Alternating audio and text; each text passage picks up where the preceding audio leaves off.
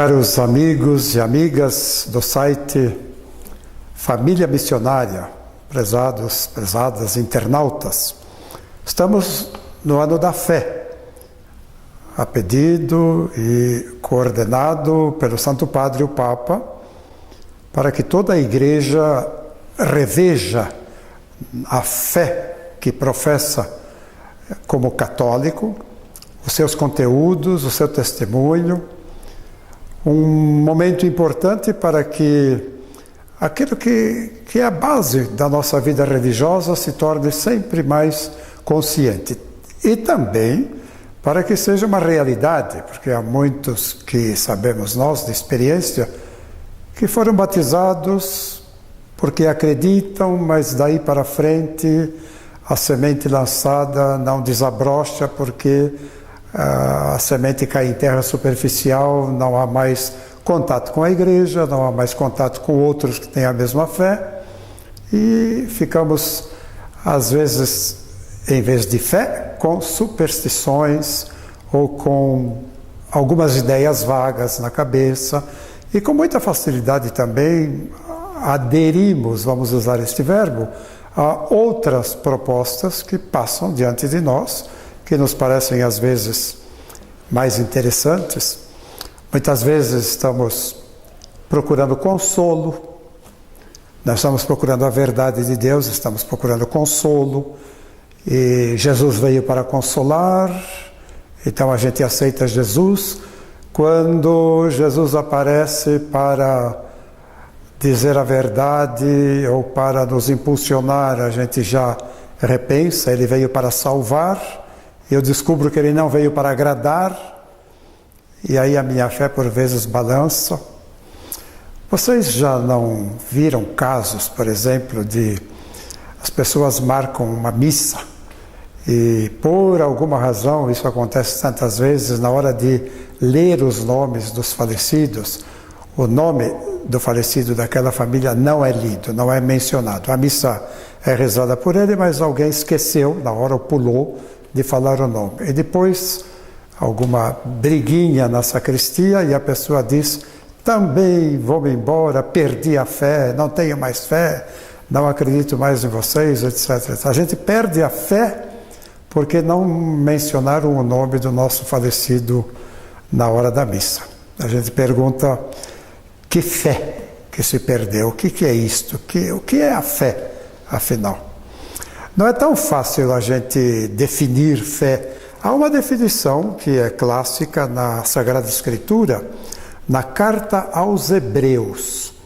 Na Carta aos Hebreus, no capítulo 11, no primeiro versículo, o autor da carta diz: a fé, usando a tradução que tenho neste momento, a fé é uma posse antecipada do que se espera, um meio de demonstrar as realidades que não se veem, uma posse antecipada daquilo que a gente espera. O que eu espero ainda não tenho, mas já possuo agora.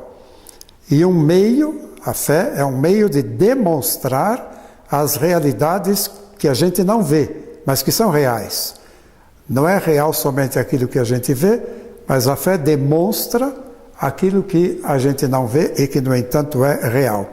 E aí o autor vai, por 17 vezes, dizendo: foi pela fé que compreendemos a criação do mundo, foi pela fé que Abel, foi pela fé que Enoque, foi pela fé que Noé, que Abraão, e assim por diante.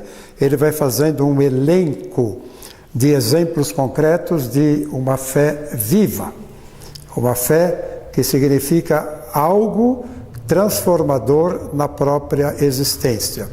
Então, na definição, há alguma coisa como uma certeza de algo que eu não estou vendo com os olhos da carne, mas que é real agora. Usamos também o pensamento das luzes. Eu tenho a luz da inteligência, que me faz compreender as coisas deste mundo, com a luz da inteligência, a luz dos meus olhos, que me faz achar qualquer coisa que caiu no chão, ou ver aquilo que está diante de mim, e que terá dificuldade na escuridão. Há uma outra luz que nós chamamos a luz da fé, que vê além do que a inteligência vê e que vê além do que os olhos da carne veem. Por exemplo, eu posso ver em você o meu irmão, e no entanto não somos filhos da mesma mãe e do mesmo pai. Porque vejo em você um irmão. Estou vendo alguma coisa além do que a inteligência diz, além do que os olhos veem. Como vejo também, para um exemplo católico, um exemplo cristão, na hóstia consagrada, vejo Jesus presente. No entanto, a aparência vista pelos olhos é de pão. E eu digo, estou vendo alguma coisa além da inteligência, além dos olhos da carne. É a visão da fé. E a visão da glória, a luz da glória. Esta luz nós a teremos na eternidade, quando veremos a Deus assim como Ele é, veremos Jesus face a face. Para chegar a esta luz, nós temos que passar a bela passagem da morte, que nos leva a ver a Deus face a face. Quando falamos de aderir à fé como uma adesão, eu gostaria de mostrar ainda um versículo da Sagrada Escritura, e há muitos assim, no livro do Deuteronômio, no capítulo, por exemplo, no capítulo 4 do livro do Deuteronômio, a gente lê Moisés falando com o povo, não é? O Senhor teu Deus exterminou do teu meio todos os que seguiram Baal de Fegor, um deus pagão. Capítulo 4, e agora no versículo 4. Quanto a vocês, porém, vocês permaneceram apegados ao Senhor seu Deus, e hoje vocês estão todos vivos. Mais adiante, por exemplo, no capítulo 11 do Deuteronômio, com efeito, no versículo 22, com efeito, se vocês observarem de fato todos os mandamentos que hoje eu ordeno que vocês cumpram, amando o Senhor seu Deus, andando em todos os seus caminhos e aderindo a Ele, o Senhor, etc. Continua o texto. Aqui nós temos o verbo aderir, ou o verbo colar, que é a mesma coisa. Um colar com muita força, que o Deuteronômio diz primeiro permanecer apegado, mas é sempre na língua hebraica o mesmo verbo, o verbo davak, que significa colar com muita força, com muita firmeza.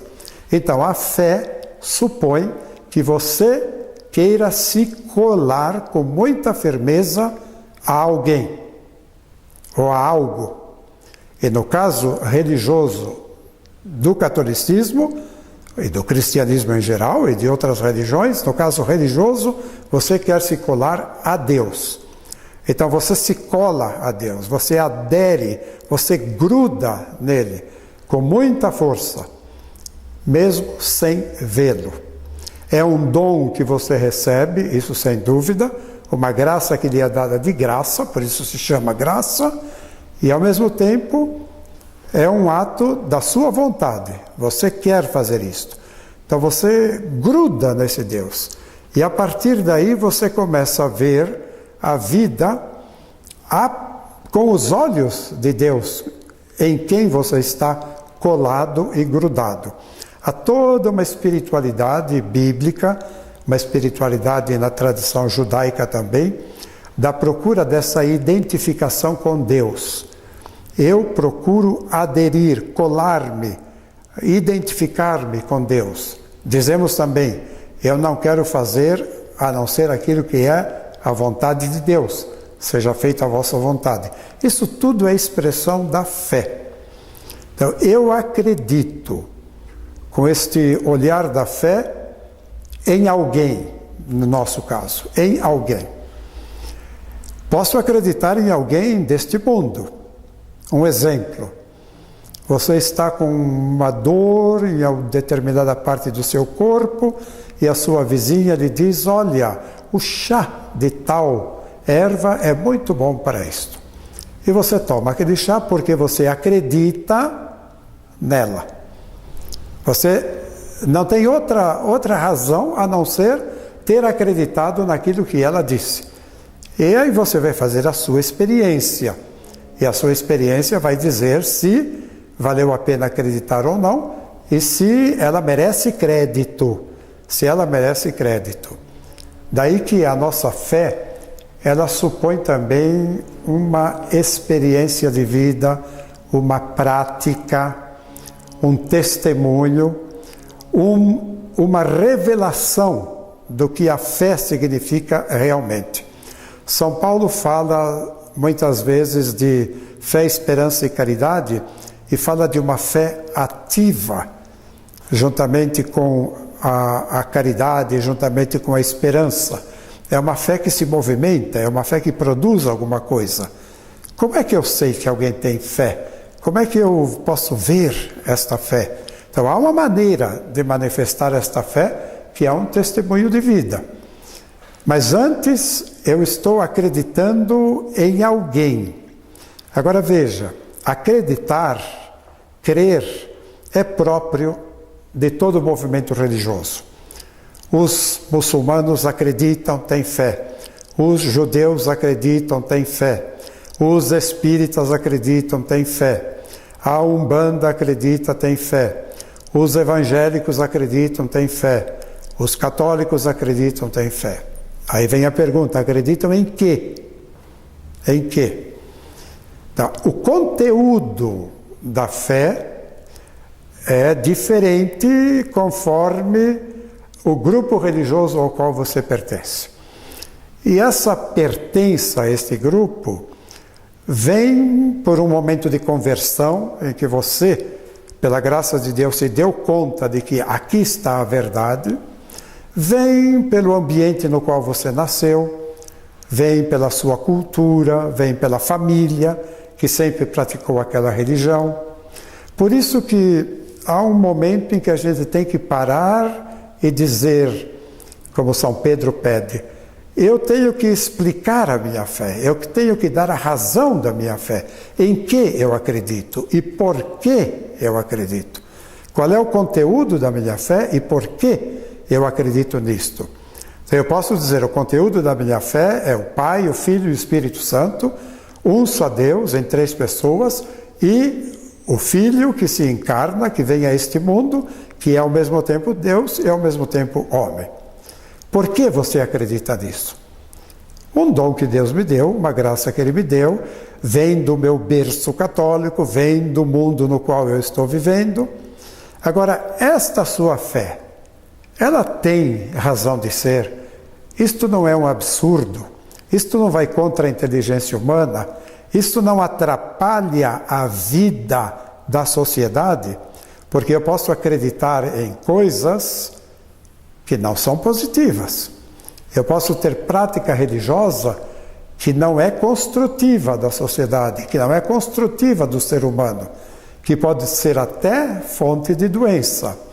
Havia, por exemplo, em São Félix do Araguaia, a prelazia de Dom Pedro Casaldáliga, uma devoção a São Félix que consistia em colocar na festa de São Félix uma bacia no chão com pedaços de carne e chamavam-se os cachorros, e nesses lugares há muitos cachorros, para comer aquela carne, em homenagem a São Félix.